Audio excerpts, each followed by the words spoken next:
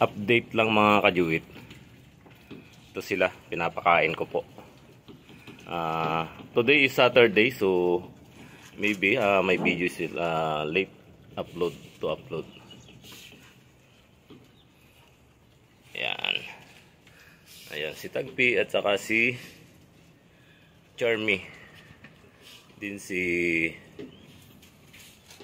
tawag dito Panda.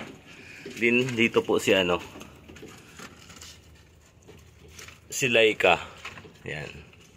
So sa mga nagtatanong kung bakit nakasiparate si Laika, kapag oras po kasi ng kainan magulo siya, nangaaway.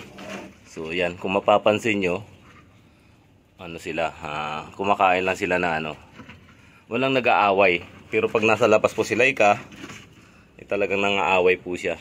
Kaya yun po yung dahilan kung bakit iniwalay ko si Laika para walang gulo. Ayan si Bunso, halos din yan, medyo na rin siya. Nakikiaway-away na rin kahit sulo-sulo niya. Naubos na naman nila kaagad yung ulam. Bali po yan, yung papaya with puso ng manok na nilaga. Malapit na po yung kanilang pag-uwi at silang lahat po is na-vaccine na. Dami ng kanin.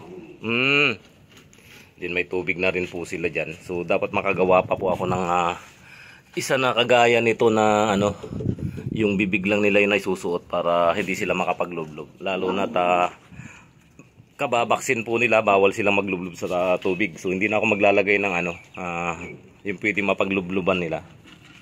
Ayan. Busog na rin si Tagpi. Sabi ko walang mag-away Na-slide pa si Tagpi. So ginutom si Tagpi mga kajuit. Ito si Husky. So lalaki na rin nila. 4 months na po kasi sila mga kajuit. Medyo kailangan ilimit ko yung pala nila, pagkain para sila sa timbang. So ito si Bunso, ganyan lang siya. Siya yung pinakamaliit.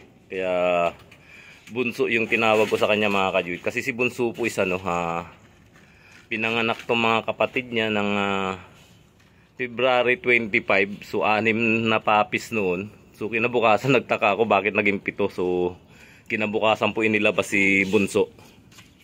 Ito si Husky. So lalaki din nila. Kahit na once a day po natin sila pinapakain, is malusog po sila. Tagpi, wag lang tumatahol-tahol. Ito si Laika. Hello Laika. Tapos ka na kumain? Very good. Ay, bali pinalitan na daw po nila yung pangalan ni Laika ng Lito. So pasensya na rin kayo mga kajuit. Yung busis ko ngayon medyo malat. Dahil grabe po yung yung mga inaabot nating pagod, lalong-lalo na dun sa pag-rescue ko sa mga puppies ni Scooby. So matiwasay naman natin na ilipat at nadala sa pit boarding. So yung Tagpi family nandito pa rin, naiwan. So kung minsan nakakapagtampo rin mga kajuit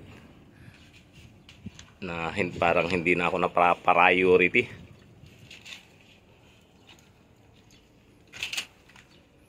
So ipanalangin na lang po nating lahat na bago yung flight nila is walang makikialam dito sa kanila. 1 week na lang mga kajuit yung ating pag-aantay.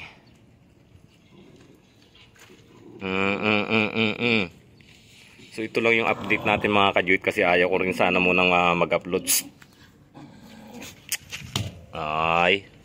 ng video dahil medyo mainit nga yung sitwasyon dito.